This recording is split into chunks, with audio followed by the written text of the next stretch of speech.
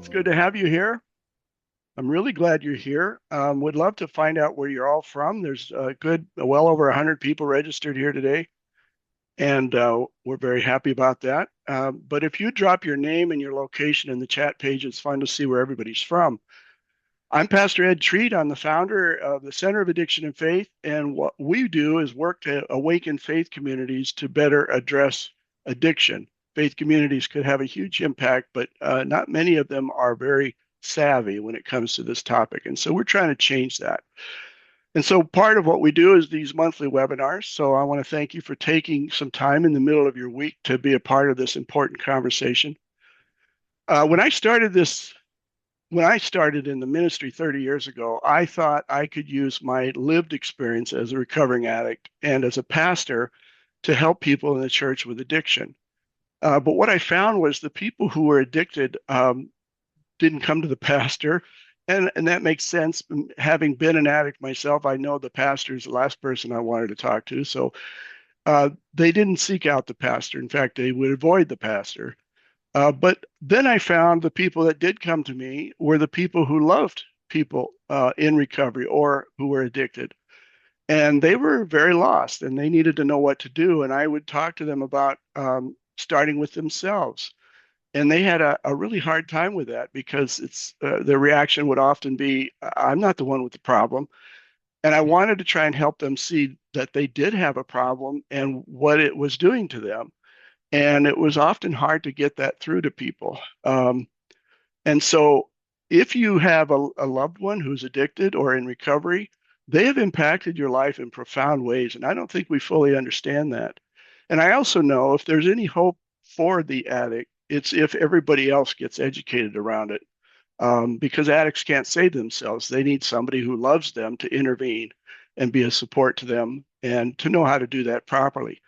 There's not a lot written on that, and that's why I'm so grateful for our guest today because she's writing on a topic that we really need to hear from, especially those of us in the church. And so, before I introduce our guest, I want to share a couple quick logistics. If you want to ask a question when the Q&A time comes, please use the raised hand. Since there's so many of us here, it'll be chaos if everybody speaks up. So use the button at the bottom of your screen that says raise hand. And what that does is it identifies you as somebody who wants to share, but it also puts you in order of when you put your hand up. So we keep it, so it's fair to everybody. You know what I mean?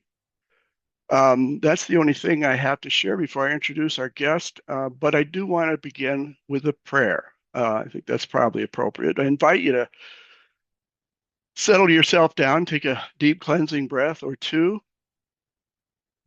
and connect with your higher power.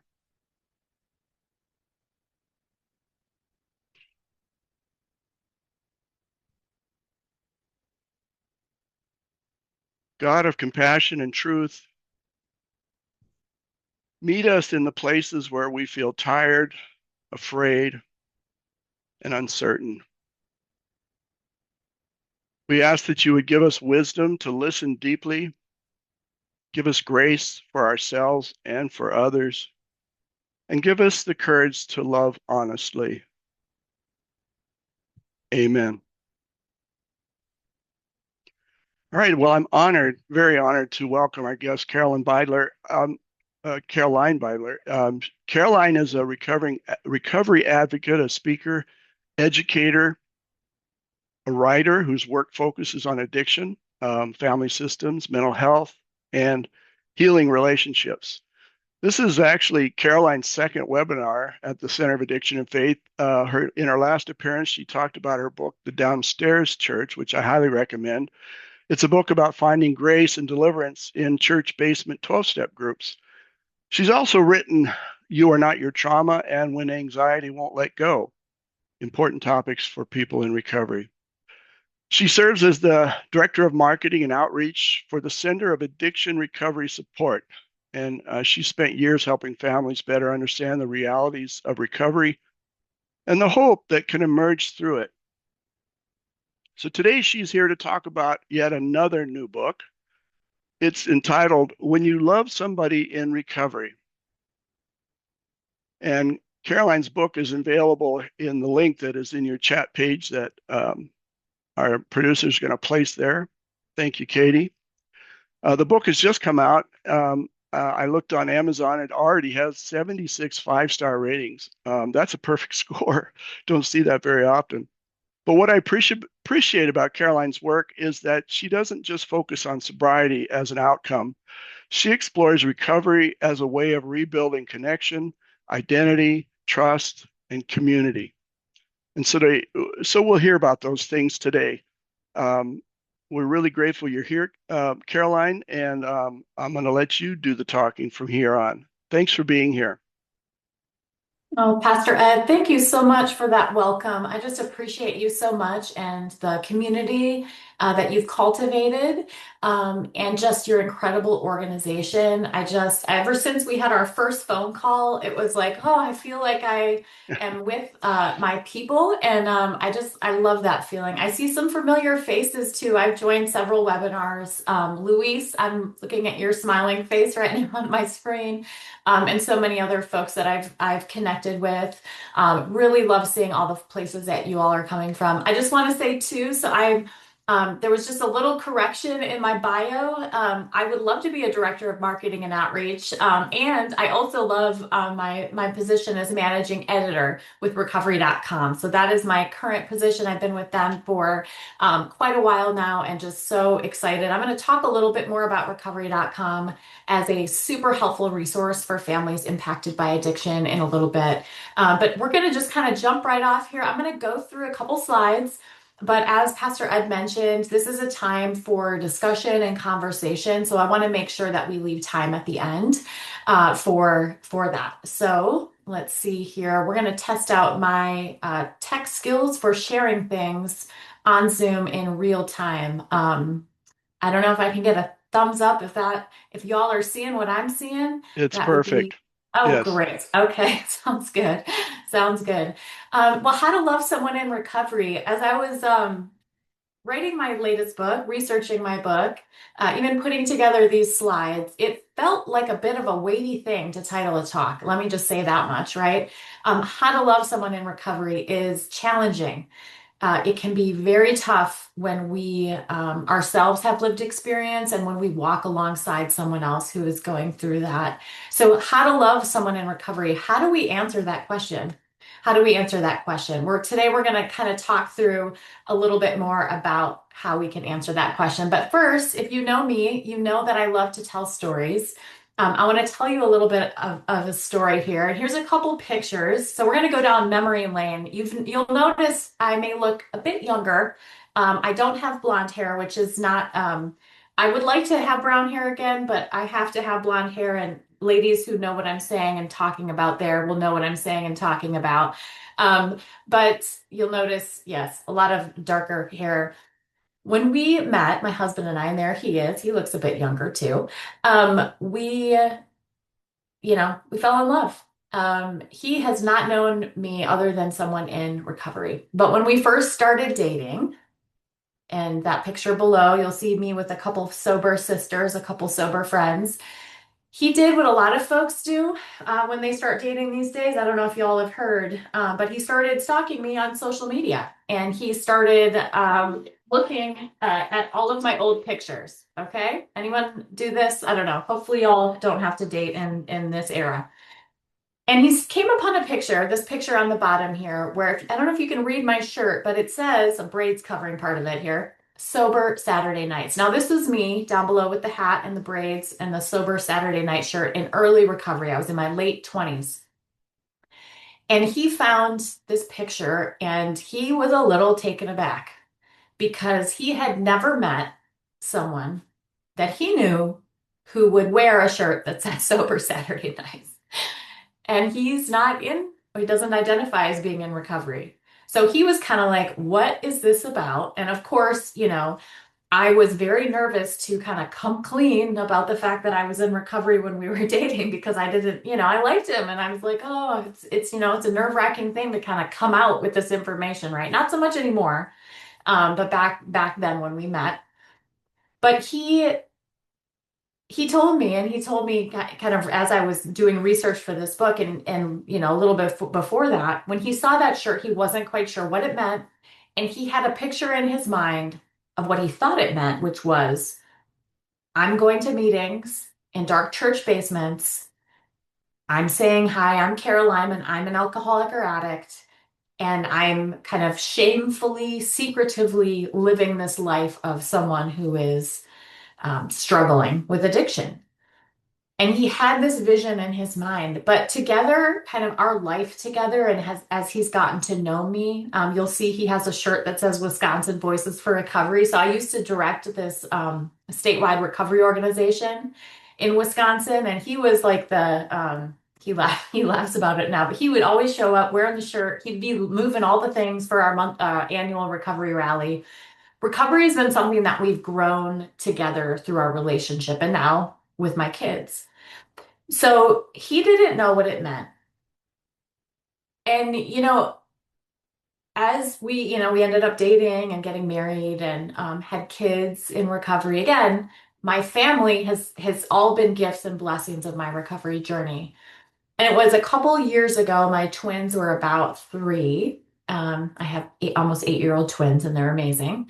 If you follow me on social media, you will likely see pictures of me and bragging on them. But I was headed out the door to go to a recovery ministry meeting at our church and in Eastern Tennessee where we live. And I had been going to the same meeting every Wednesday night. And so I was headed out the door. Mommy's going to her recovery meeting. And my son stopped me and he said, Mommy, what's recovery? And it was like one of those moments. And it made me feel like when my husband started asking questions, and now my kids are asking questions. And I thought back to when I was struggling really significantly with my substance use disorder and addiction as a teen and into my 20s, my family asking that question. Maybe not like verbatim, literally, but they were asking that question, trying to figure out, what does this mean? How do we help her? When I was struggling with addiction, what do we do to support? Kind of walking on eggshells as I got into recovery. Do we have alcohol at Christmas? Like it's feeling awkward. Like, how do we show up for her? What do we do? And it started to hit me that this is a question. How do you love someone in recovery and struggling with addiction? How do we show up for people with lived experience or going through it, seeking recovery? How do we do it? How do we love someone in recovery? And so that is what prompted me, my personal experience, and then doing a lot of research, finding out, wow, there's not a lot of resources out there. There's a lot that talks about, well, not even a lot, what addiction is, right? What addiction is, but how do we talk about what recovery is? So again, I told you we're going back down memory lane, folks. Here we go. Um, when my husband started learning more about what recovery was and what it meant, I just want to make a point. A lot of times we meet people in recovery, or if you're a loved one, you kind of experience someone's journey over time. What my husband didn't know when we first met was that my experience and struggle through addiction took me from, there's me in the 80s. Anyone 80s? I love the 80s. I grew up in the 80s, okay? I'm in my mid 40s now. Um, yeah, frosted denim. We loved our frosted denim so much, I put a little jean skirt on my dog. Okay, moving on. I moved from this bright-eyed little girl to, fast forward, sad eyes. You'll just notice the difference in my eyes here. I had experienced so much trauma by the point, and here I was malnourished. I remember my hair was falling out, not sleeping, not eating. Apparently, I like to shave my eyebrows off and draw them in with a pencil. This was early 2000s. That's what we did during that time period, too. Ladies, again, you may recall this. But he didn't know what I had experienced to get to the point where he met me as that person wearing that shirt that said sober Saturday nights, having a blast, learning about what living in recovery was all about, and healing from a lot of the trauma that happened during this arrow that we have here. right? And I'm not going to like dig back. This isn't, we're not going to tell recovery stories. Although if you want to learn more about the grit of my story, you can get my other books because I talk a lot about my experience and other folks' experience through addiction and trauma and some really hard things. But he didn't know that. He didn't know that. So he didn't know what recovery was. He didn't understand my experience. And he started to have a lot of questions. And looking back and talking to other families who've been through this, who are going through this, and I did a lot of interviews and a lot of research. I love research for my book. These questions started to kind of come to the surface, right? A lot of people asking when it's like, okay, how do I show up and support someone in addiction recovery? How do I help them without enabling? Anyone hear that word enabling? We hear it a lot in our spaces, right? How do I trust without being naive? How do I not get taken advantage of? How do I show up and love them when I've been hurt because of the consequences of their actions or through their own, as they struggle with the symptoms of addiction or mental health? How do I stay close to them and loving and supporting without losing myself in the process, without losing my peace and stability and my own mental health, maybe my physical health, without losing sleep, right? There's a lot of questions that we have when we show up and we have folks when we love them in recovery. So my husband didn't understand what recovery was when we met. He didn't know the journey that I had been on. But you know who did? And this is a little bit of my early years in recovery, my sober community. And y'all, I know I'm among friends here on this call today. We have our people, we have our community. And this community, Pastor Ed, that you fostered is a group of sober sisters and brothers and folks who are allies.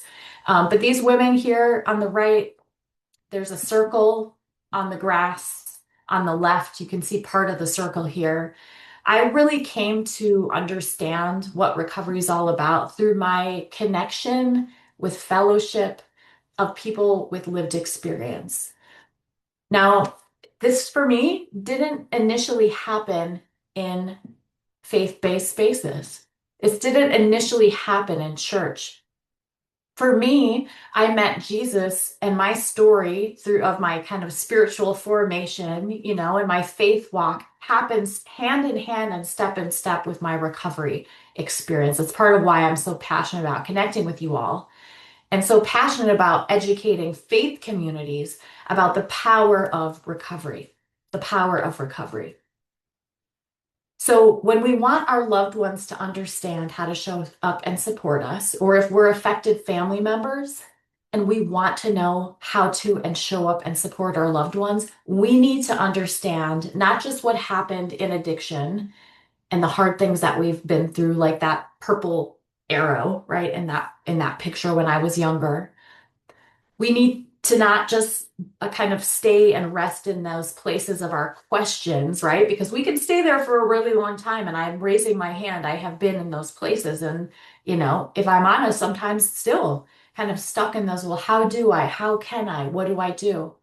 We can understand what happens in spaces like this. And I think when we share that gift with our loved ones, and I hope my book does that, not just shines a light on what addiction does, although I touch on that a little bit in like the neuroscience and some of that kind of stuff, but what the recovery experience brings. I think that y'all, and I'm going to and I love speaking in faith-based spaces because I can go there. I speak in all sorts of spaces, some academic spaces, like you can't go there. Um, but what God does when everyone comes into the circle, into circles of recovery, and to understand, maybe you don't identify as being in recovery, but you're an ally or family member, learning what happens in these groups, in these fellowships, in this community. God does something amazing with that. And I believe that God is doing something new right now in communities of recovery. And we need family members and affected loved ones. We need all of us together to be able to help as many people as we can. Because sadly, we know, and I was just looking up, the recent statistics from the CDC, we know that the substance use disorder crisis, whatever you want to call it, opioid crisis, addiction crisis, epidemic, This human struggle is terrorizing families. It is taking our children. I get emotional thinking about, I've got friends, and you listening may be, and I'm so sorry if this is your experience, but you may have lost a loved one too. My dear friends, they live in Florida and been involved in recovery advocacy, and I've known them for 15 years. And it was in 2020, their son died of a fentanyl overdose. Now, they had been doing, again, recovery advocacy, both in recovery, doing this for their life's work, and still losing loved ones. It doesn't discriminate. So we need, I heard some people talk about this the other day, and I love this analogy, but we need everyone in the game. And so, yeah, we need people to understand what this is all about. I mentioned my beautiful babies. Here they are, Violet and Henry. So Henry was about this old when he looked at me and he said, Mommy, what's recovery? Now, you tell me you wouldn't want to go on a 2-year long research and write a book if you had that cute little face ask you that question, because that's immediately what I did. I'm like, we're in this, Henry, Violet, let's do this. And just a little side note, it's so sweet as I've been, talking about my book, they're all in on recovery. So my daughter loves wearing recovery shirts if I speak at an organization, or she's always like, Mommy, can I wear this shirt now? Again, they're almost 8. Um, but they're so sweet. They asked me the other day, Mommy, can we be in recovery too? I said, absolutely, absolutely. Recovery doesn't discriminate either. Welcome. Come on in.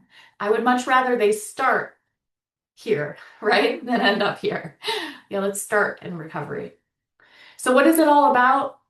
I'm preaching to the choir. It's about more than stopping something. You know, um, I love social media. Well, no, I don't. I hate social media. The reason I love it, the only reason, is because it has helped reduce the stigma around substance use and recovery. More of us are talking publicly about lived experience, right? But what I think we're missing sometimes in that is that there's all this focus on sobriety and stopping something, sober October and dry January, all great things, okay? If you can tell, I have a little bit of a chip on my shoulder, but I think we need to be talking about the fact that it's a lot more than stopping something. It's a lot more than stopping something. And for believers as well, right? We think about the fact that we can become new creations in Christ through this journey of faith. In recovery, we need to learn how to walk that out. So it's not about stopping something, and maybe stopping something is a starting point, or making that decision to believe, turning our will over is a starting point. But what comes next? What comes next? It's physical, mental, and emotional change. I wish that my family knew, and again, like all the love to them, I wish they knew that when I was really struggling, I needed more than just sobriety. I needed more than just going to this inpatient treatment for 10 days. They expected me to come back and I was going to be all better, right? I was going to be healed, like taking an antibiotic, take it for 10 days and then you're done and then you're good. No, what I needed was inpatient treatment, but then I also needed other things. I could have benefited from a recovery high school and ongoing therapy. I ended up really finding recovery after going back to treatment, outpatient treatment. So there's a lot more that goes into it. And along with that, I needed to learn how to care for my physical health, my mental health. For me, recovery has been a process of emotional change and just learning how to experience emotions. I remember in my early 20s being like, just kind of taken aback by, I'm feeling something. What do I do with this? I'm feeling angry. I'm feeling happy. I'm feeling nervous, not even knowing how to process my emotions. So it's about so much more. And it's about, in this picture of my beautiful babies, if you can hear, I'm going to move it so we can see Henry again. Boop, boop. If I'm moving that in real time. Again, I don't know with my tech skills here. But it's about building a life worth staying in recovery for. All right, and now I'm moving forward. Okay. Katie, I might need your help here.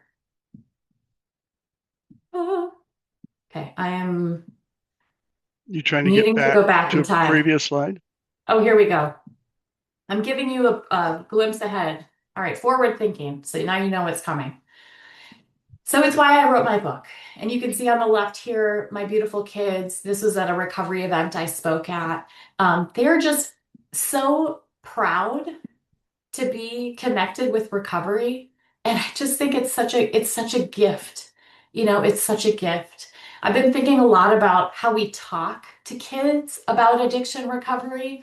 I've been doing some research on that. And I think what's so beautiful about how we talk about recovery in our home is that again, we're teaching them not just, it's about something to not do. It's not just something that we say no to.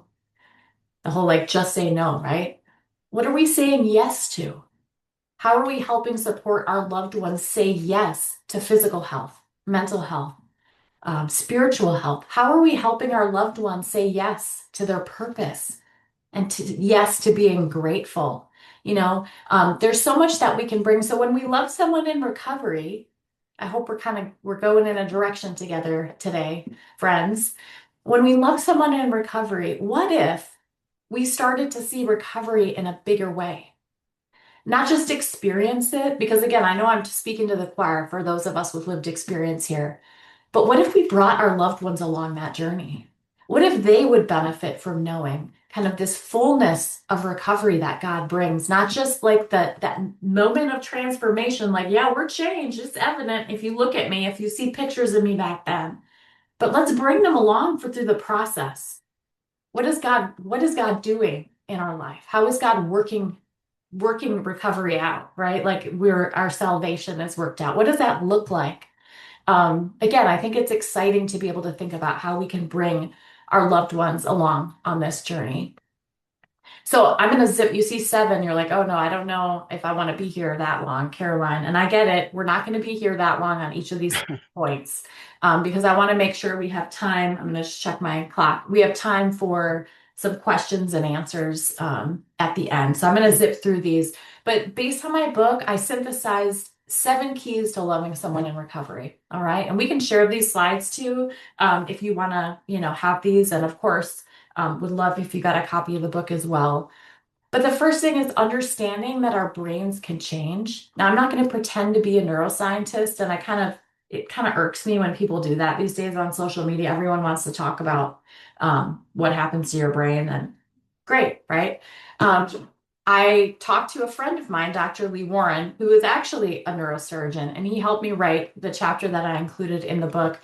Because while it irks me that we're so focused on brain science, what's really cool and what God has revealed is how much our brains can change through the recovery process. And, we think about, and I keep kind of reiterating this concept of a new creation, but I remember when I was in treatment, even as a teen, being terrified that my drug use was going to permanently impact my brain. And that somehow like there was no going back. I remember thinking, well, there's no way I'm going to survive this, live through this. I won't live to be 30 years old.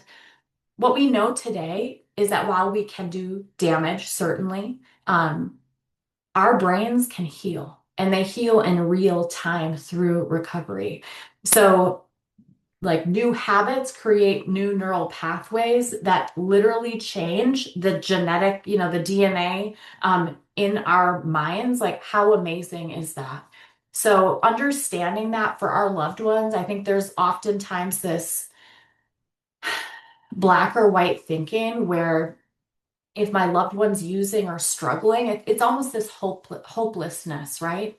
But I think because God has revealed these advances in our kind of scientific understanding of what happens in our brains and our bodies, it's a hopeful message. It's a hopeful message that our brains and our loved ones' brains can change. So understanding that can really make an impact. And number two, look for similarities, not differences. This might be familiar for folks who are familiar with 12-step pathways of recovery.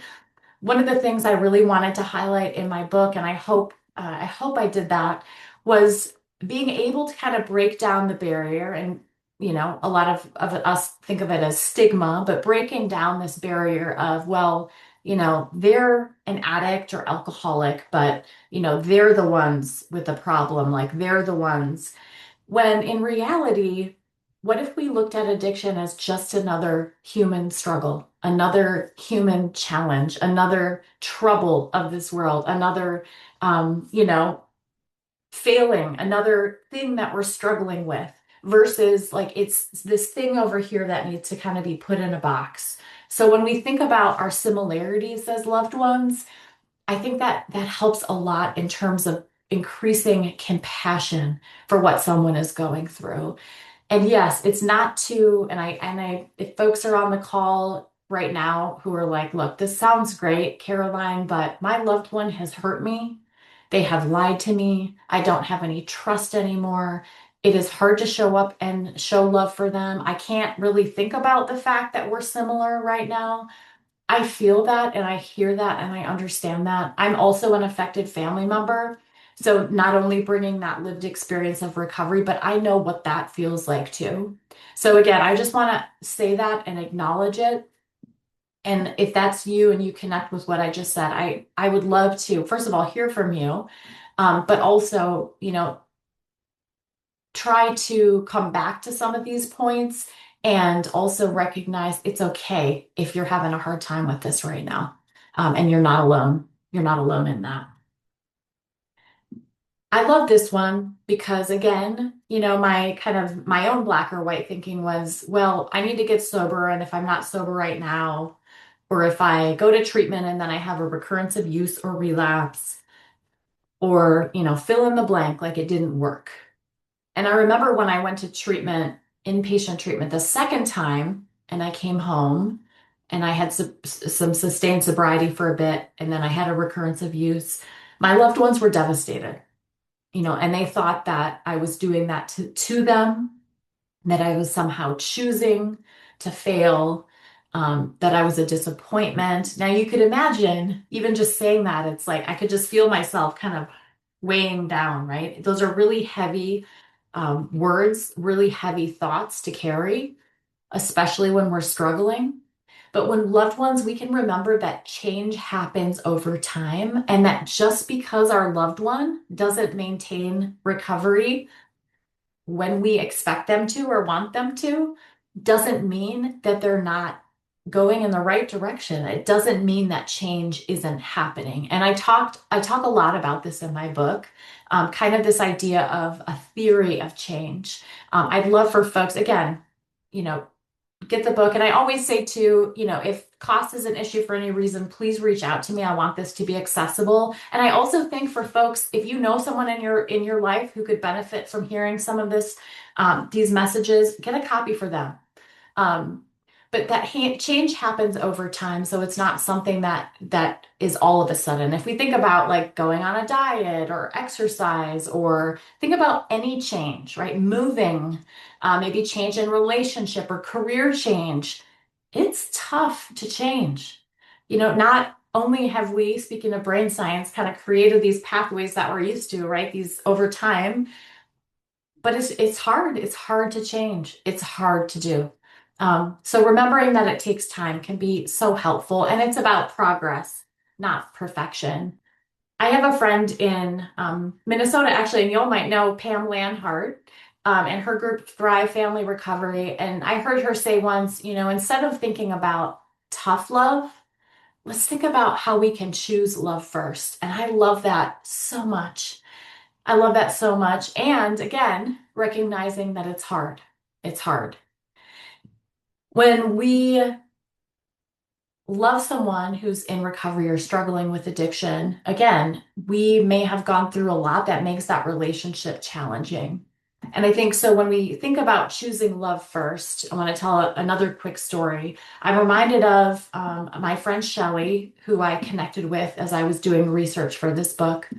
And she told me a story that when she was going through addiction in her own family, her son was struggling and he was going through active addiction and he was in treatment. She said, I was a part of a small group at my church. And so while my son was in addiction treatment, you know, and I was in this small group at my church of other women my age, you know, maybe late 50s, early 60s, another woman in the group's daughter was going through cancer treatment. And she said, what was so hard? to be a part of this small group was while her son was in addiction treatment and her friend's daughter was in cancer treatment. What do you think the small group did for the mom whose daughter was in cancer treatment? They showed up, as we often do in our small groups, right? You got the meal train and the casseroles and the flowers and the cards and the prayers and the shout outs by the pastor and the service.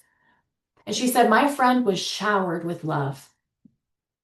But at the same time that was happening, my son was sick too. And she said, I felt so alone in my experience. And it made it really hard for me to want to open up to that group. And I remember, y'all, when Shelley told me that story, I was so moved. And it reminded me at this point, though, that when we choose love first, we don't have to do that alone.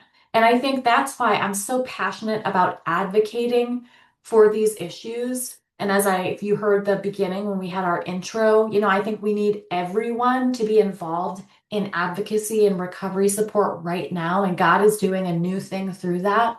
When we choose love first, it doesn't mean we have to do that alone. That's when our small group, that's when our faith communities, that's when our families can come in and help us love.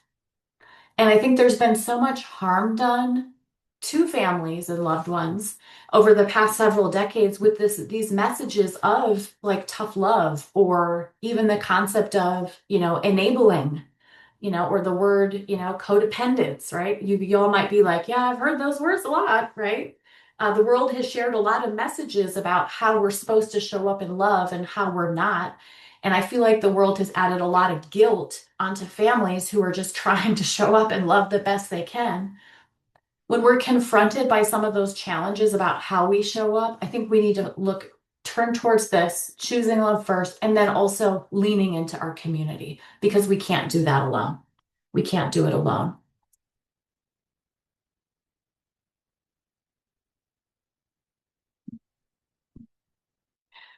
And speaking of things that we hear a lot, boundaries, right? Boundaries. And I kind of reconceptualized this idea of boundaries in the book. There's a great book on boundaries called Boundaries, believe it or not, by Dr. Henry Cloud and John Townsend.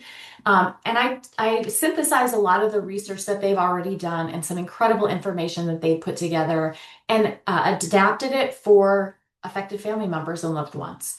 So I'm not going to talk a ton about this, but when we think about boundaries, I know for me personally, and I've struggled with boundaries my whole life, right?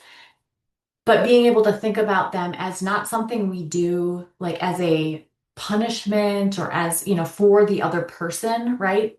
They're really about how do we guard our hearts?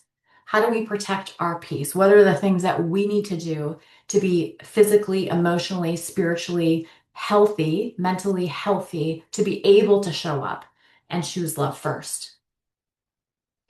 And number six, we're almost done. I told you number seven here.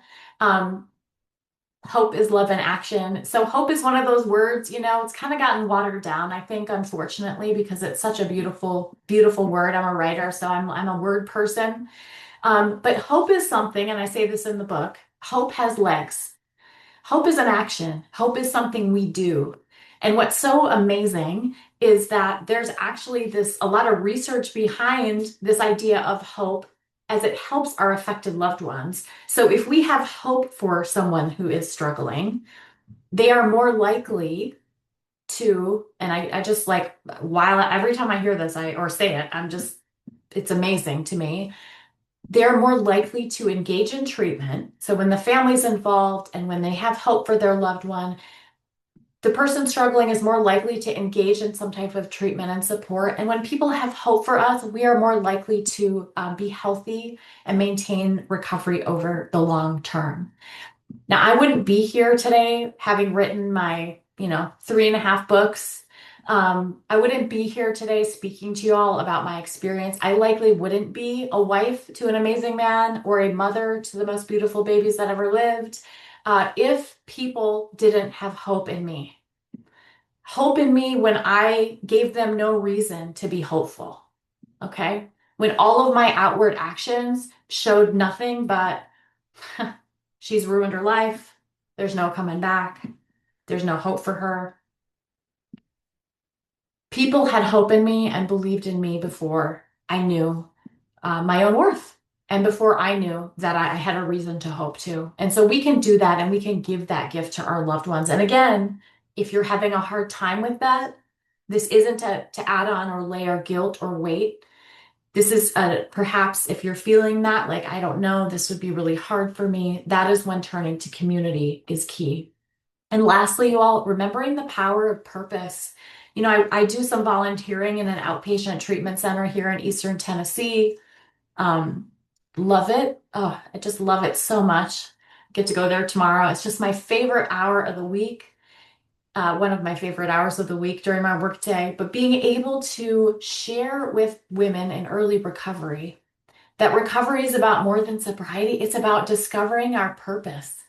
It's about finding that dignity and worth in the plans and purpose that God has for our life. So I think sometimes, we hear the statistics on relapse, or recurrence of use. I think it's 40 to 60% of people will experience a relapse. For some types of substances like opioids or nicotine, that can be almost 90%. Now, that's a lot of people, right? So we have a lot of these like relapse prevention tools and skills, and you might be familiar with relapse prevention. You may even have been to a group, and I definitely have, and I have benefited. But what if part of preventing us going back out is being able to share with our loved ones or encourage them to think about or ask them about their purpose, their purpose. I'm going to end here before we go into the Q&A. One of the most powerful exercises I did in treatment was they had us write on a piece of paper. On the left-hand side of the paper, it was like, write all of the actions you're doing right now, right? The good, the bad, and the ugly. And for me, it was mostly the ugly. And then on the right, everything that you want for your life, right? Your hopes and dreams. And now for someone struggling in addiction, writing down your hopes and dreams, like that took me a minute. That took me a minute.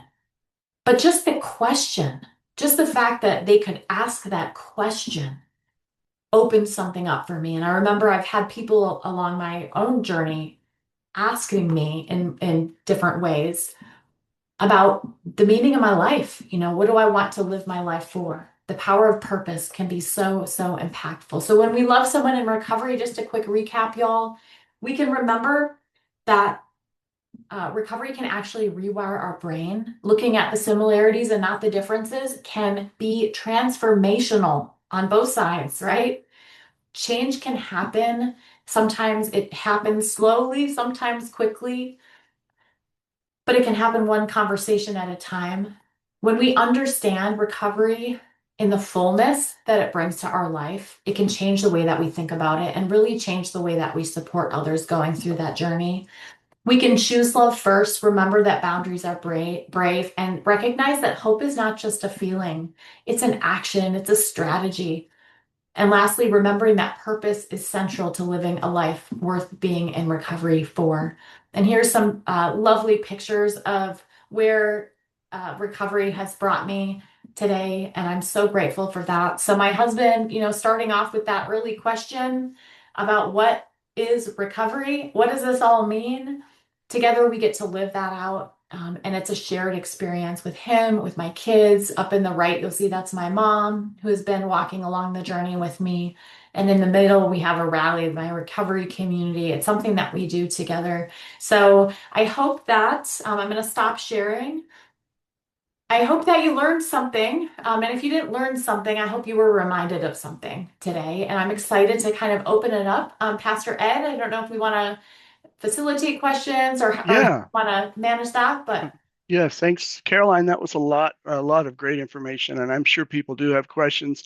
I'm not seeing them yet, but as you're preparing your questions for Caroline, I need to take a moment just real quick to ask for your support for the Center of Addiction and Faith. We've been doing this for 8 years now, and one of the hardest parts of doing this work is continuing to look for the resources to do the work. So we're supported mainly through your generosity. So if these conversations matter to you and you'd like us to continue this work, please consider making a tax-deductible donation today. We do really appreciate the support we get. Katie's putting some links in the chat page where you can use those to connect with pages, pay, what are they called? PayPal, Venmo, and Zephy. We like Zephy because they don't charge a fee.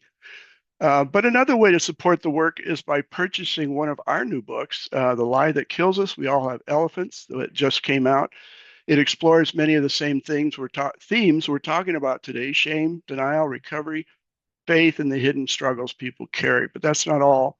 We also offer a great resource guide for faith communities. It's called Faith Communities and Addiction Recovery, a practical guide for faith and community leaders. It's a guide for understanding, establishing, and sustaining meaningful recovery ministries in the church. So that's a great one to buy and give to your pastors. It could transform the church.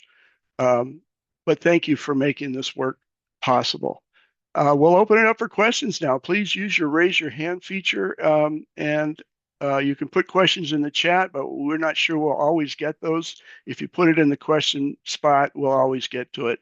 What questions do you have to ask Caroline? And Karen has her hand up. Go ahead, Karen. Oh, hi. Yeah, thank you, Father Ed. Thank you, Caroline. This is great. It's so funny. You tripped down memory lane. I think the first time I knew of you was on Father Ed's show. So I don't know if that was a couple of years ago. Yeah, the book is great. I know a woman who I think I'm going to send it to, definitely. She has a interesting, well, she's so involved with her rehab and she has 5 years sober. And her family, her husband is very supportive and her two daughters. The problem is with her parents. And the other day she was talking, she's so involved with her rehab and she's now the Alumni of the Year award, like coming up in Mhm. a couple of weeks. And she's so involved. She helps so many people. Her whole face glows when she talks about her recovery. Her parents don't want to talk about it, so she cut them out of her life.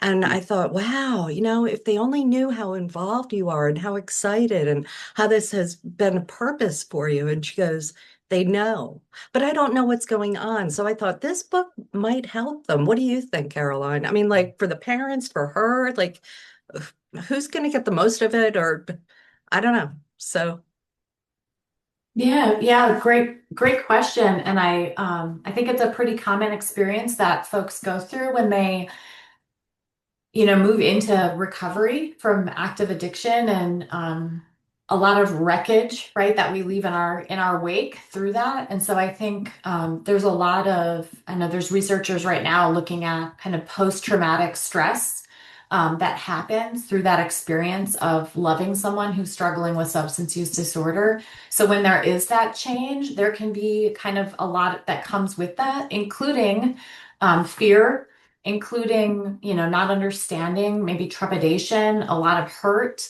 And so just like it takes time for our recovery journeys to kind of continue, and it's, progress, not perfection, and it's always a process, right? That can be the same for our loved ones. My hope, and I would love for you to get a copy for the parents, but my hope would be that they come to trust their daughter's experience.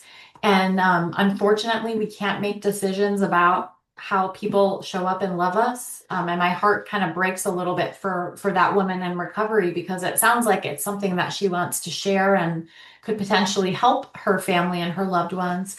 But we can't control what we can't control, right? And so being able to just encourage her to continue walking in her journey, even if her loved ones aren't able to show up in the way that she needs. And that's a tough lesson. That's a Yeah. tough lesson for those of us in recovery. I think that's part of, I certainly have experienced that. How do we keep going when the people in our lives can't love us the way that we need them to? Mhm. And it's also very humbling to realize and recognize that we are all human, and it can be really challenging to love. And so we need help yeah. to do that. So I hope you're able Yeah. to get a copy of the book for them. I would love to hear, Karen, if you want to kind of circle back, let me know. I will, If hon. you're Yeah, moved no, by thanks. that. I hope this helps. Thank you. Yeah. Thank you. Yeah, well, addiction never happens in isolation. It usually comes out Hmm. of a system, a family system, where Hmm. where the other family members also contribute to the whole thing. And I think when somebody gets in recovery, family members get really scared because it Mhm. might expose them to some Mhm. things that they're not comfortable with. Mhm. So I've seen that over the years. Jill has her hand up. Go ahead, Jill. Oh, thank you. Sorry, my video is not working. Carolyn, this is just a beautiful presentation, and I love your book, and I love your comment, come to trust their daughter's experience. I'm a family peer recovery specialist in Minnesota and volunteered with Thrive for a number of years, and then Mhm. started my own company. Um, and my question is, I'm helping to create curriculum with the Minnesota Certification Board. From your perspective as a person in long-term recovery, what do you wish your family understood about your process of addiction and recovery? Does that make sense? From that Yeah, perspective. 100%. And I think, Okay, yeah, I thank think, you. Jill, that's one of the questions that I kind of brought with me as I wrote my book. And so everything that I wanted my loved ones to understand, and what the research shows is important for our loved ones to understand to better be able to show up and support us and have more compassion. Not to sound like I'm marketing my book, but is in the book. So things like, what we talked about with recovery being more than sobriety, that it is a full journey that includes, people say the word holistic, but the mental health, the physical health, spiritual health, being able to think about ways that we can be of service and that purpose piece, connecting in community. I think when we have a more I don't want to say accurate, but when we have that bigger picture of what recovery is about, and have that information, like researchers call it psychoeducation, right? The research shows that our loved ones are better able to show up and support us when we have information. And I think along with that too, increasing our personal contact with stories of lived experience. And so what you're doing in the peer space and developing this curriculum, I would encourage you, and I worked with the Department of Health Services in Wisconsin, then when they were developing some peer support specialist curriculum, would be to engage with communities of recovery, and you're probably already doing this. But have focus groups, include interviews, share people's personal recovery stories and testimonies. I think that highlighting our stories, ooh, it can be so, so impactful and helpful, when we're looking at building out some of these programs and things. But I would love to connect with you too to learn more about what you're doing. Speaking of that, I'm going to pop in the chat quickly. I have a Substack called Circle of Chairs. I would love for y'all to join me. It's my favorite place to hang out on the internet because I get to show up and write letters and hear from you all. So please, sign up, subscribe. I'd love to connect there and It's just called the learn more Circle about of the work we're Chairs. doing. Circle of Chairs. Yes. Yeah. Right. Quinn, you got a question for us. Go ahead. Not a question, just sharing. One of the most helpful pieces I've stumbled onto in the late 70s was Father Martin's Chalk Talk, Mhm. Mm. where he puts HC12, H22O11 sugar up on the board. I remembered it from high school chemistry, and he caught my attention right away. And then he put in, well, this is what diabetics have to watch out for, right? Mm. Oh, yeah, okay. And then he adds an H2O molecule to it. And when you got HC12, H24O12, you know what this is? Ethyl alcohol.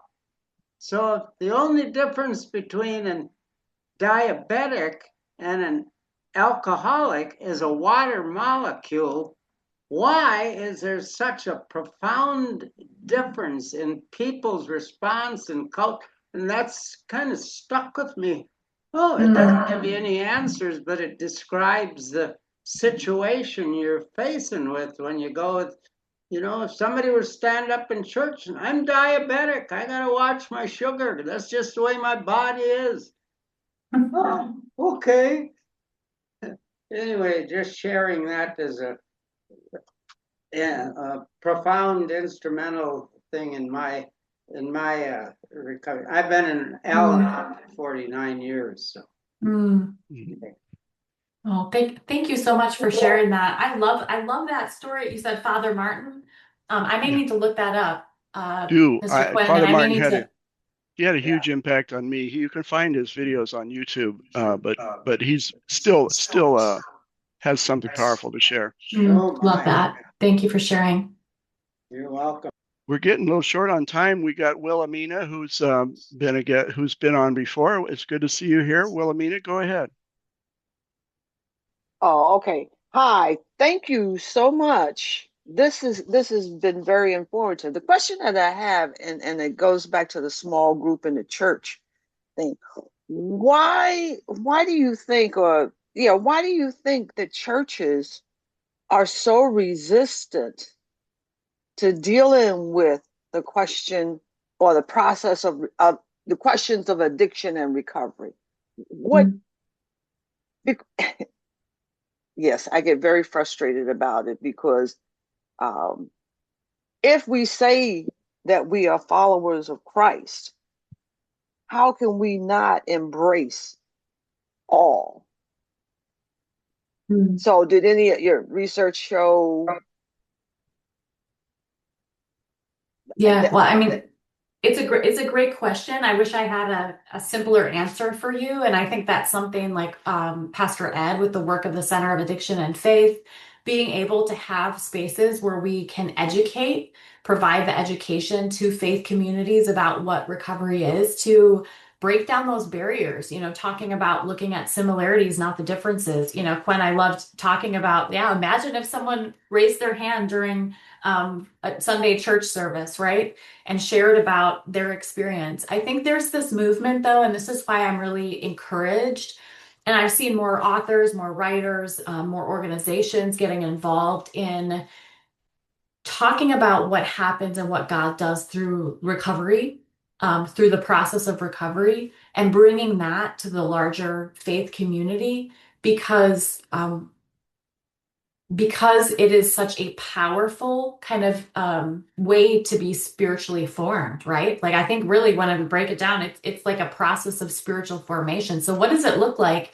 So I'm so encouraged. People are talking about, and I see this a lot online of, let's lead with confession. Let's confess our sins to one another and, pray for each other so that we'll be healed, kind of calling out James and let's lead with vulnerability. And I'm like, and that sounds like a recovery meeting. Like, you want to do that? Like, it's happening in your church basement. Why don't we move that basement meeting upstairs and have that be on a Sunday morning or have it be in Sunday school before the service, right? So I think when we can kind of bring, and at my first book, Downstairs Church, when we can bring these ideas and concepts of recovery into all spaces of faith communities, God is doing something powerful and new. And so, yeah, I think, and that's my prayer for your community. And I hope we can continue to support your work, Pastor Ed, and all the volunteers, because the more that we can share the message of recovery with faith communities, I think those barriers, they're going to lessen. And God's going to do something pretty amazing with that. Amen. Well, we have to tie it up right there, I'm afraid. But Caroline, thank you so much. You have so much to give. Thank you for giving back what you've been given. It's a treasure. Could we all express our appreciation by using your react button and push on the heart and show her some love and appreciation? Thank you. Oh, thank you. So thanks, Caroline. And I think the takeaway today is that recovery is never really individual. It ripples out through families, friendships, communities, faith spaces. And loving someone in recovery requires its own kind of courage. I think our role in faith community isn't really to rescue or control people, it's to create space where honesty, healing, and hope could become possible. And I think that's hard in faith communities because it's not something they've practiced over the years. It's more of a performance than it is a place to be honest and open, unfortunately. But that's slowly changing, I think. I would just let you know that we have next month our guest. Oh, I've lost their book. Where'd it go? Here it is.